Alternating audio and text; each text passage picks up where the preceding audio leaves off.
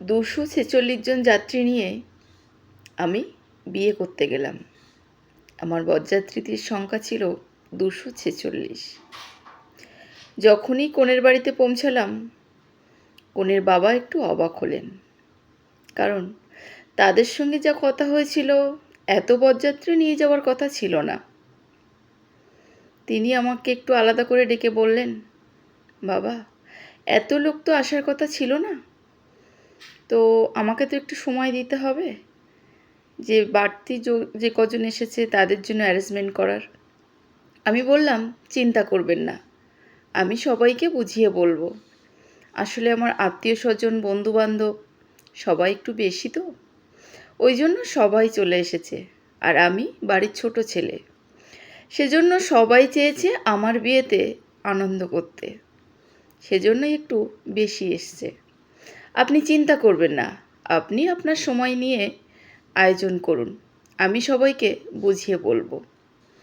যথারীতি বিয়ে সম্পন্ন হলো। খাওয়া দাওয়া সব কিছু ঠিকঠাকভাবেই কেটে গেল, সুষ্ঠুভাবেই সম্পন্ন হলো। আমিও বউ নিয়ে বাড়ি ফিরলাম। বিয়ের কয়েক বছর পর আমার স্ত্রী সন্তান সম্ভবা। তাকে হসপিটালে ভর্তি করলাম ডেলিভারির জন্য। ডেলিভারির দিন তার ব্লাড প্রয়োজন। আমি ভাবলাম, আমার তো অনেক আত্মীয় স্বজন আছে, বন্ধুবান্ধব, পাড়া প্রতিবেশী, কেউ না কেউ ঠিক হেল্প করবে, কেউ না কেউ ঠিক আমাকে সাহায্য করবে।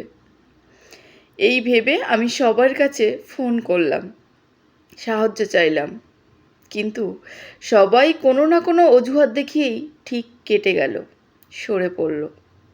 আমি তখন একটু আশ্চর্য হলাম যে এরাই আমার আত্মীয় বলে জানতাম, এদেরকেই আমি এতদিন আপন বলে ভেবেছি, যারা আজ আমার বিপদে আমার পাশে নেই। আমি একটু চিন্তায় পড়ে গেলাম। ব্লাড গ্রুপটা ছিল নেগেটিভ ব্লাড গ্রুপ, খুব রেয়ার, জলদি পাওয়া যায় না। আমি হন্তদন্ত হয়ে বেরিয়ে গেলাম কলেজে স্বেচ্ছাসেবী সংগঠনের কাছে, যেখানে ছাত্ররা অনেক সময় ব্লাড জোগাড় করে দিয়ে থাকে। তাদের সঙ্গে যোগাযোগ করব বলে আমি বেরিয়ে গেলাম। গিয়ে একটা রিকশায় উঠলাম। রিকশায় বসে আমি স্বস্তি পাচ্ছিলাম না, এদিক ওদিক অস্থিরতার যাচ্ছিল। তখনই রিকশা চালক আমাকে বললেন, বাবা, তোমার কি কিছু হয়েছে? আমি বললাম, হ্যাঁ। রিকশা চালক বললেন, কি হয়েছে বাবা, তুমি এরকম অশান্ত হয়ে আছো কেন, আমাকে বলতে পারো।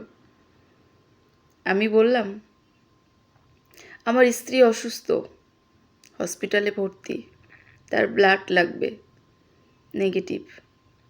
আমার কোনো আত্মীয় স্বজন বন্ধুবান্ধব কারোর কাছ থেকেই আমি হেল্প পাইনি, কেউ আমাকে সাহায্য করতে এগিয়ে আসেনি, সেজন্যই আমি খুব চিন্তায় আছি। জানি না আমি স্ত্রীকে দেখতে পাবো কি না, আমার সন্তানটা সুস্থভাবে পৃথিবীর আলো দেখতে পাবে কি না। ওই রিকশা চালক আমাকে অবাক করে দিয়েই বললেন, আমার ব্লাড গ্রুপ ও নেগেটিভ, আমি দিতে পারি, আপনি কি আমার ব্লাড গ্রুপ নেবেন? আমি বৃদ্ধর দিকে তাকিয়ে অবাক হয়ে গেলাম। ভাবলাম, এই মানুষটার সঙ্গে আমার কোনো সম্পর্ক নেই, মানুষটাকে আমি চিনিও না, অথচ উনি কি অবলীলায় আমাকে সাহায্য করতে এগিয়ে এলেন। যথারীতি আমি ওনাকে নিয়ে হসপিটালে পৌঁছালাম। ওনার দেওয়া রক্তে আমার স্ত্রী সুস্থ হলো, একটি সুস্থ সন্তানের জন্ম দিলেন। আমি ওনার ফোন নাম্বারটা নিয়ে রেখেছিলাম। সুস্থ হয়ে স্ত্রী এবং সন্তানকে নিয়ে বাড়ি ফিরলাম। ওনার কাছে আমার কৃতজ্ঞতার শেষ নেই। এরপর থেকে বাড়িতে যখনই কোনো অনুষ্ঠান হয় বা কিছু ভালো মন্দ রান্না হয়, আমি তখনই ওনাকে আমার বাড়িতে ডেকে নিই, কারণ একমাত্র উনিই আমাদের সত্যিকারের আপনজন, যাকে আমি আমার বিপদের সময় আমার পাশে পেয়েছি। তাই এই সমস্ত বন্ধুবান্ধব আত্মীয় স্বজন থেকে দূরে থাকুন, যারা বিপদের সময় আপনার পাশে থাকে না। সত্যিকারের বন্ধু বা আত্মীয় তো সেই হয় যে বিপদের সময় আপনার পাশে থেকে আপনাকে সাহায্য করে। ভালো থাকবেন সবাই। আর সবার সঙ্গে সুস্থ স্বাভাবিক সম্পর্ক রাখুন, যাতে বিপদে পড়লে সাহায্য করতে পারেন, এগিয়ে যেতে পারেন। ভালো থাকবেন, সুস্থ থাকবেন। ভালো লাগলে অবশ্যই লাইক কমেন্ট করে ভালোবাসা দিয়ে পাশে থাকবেন। ধন্যবাদ।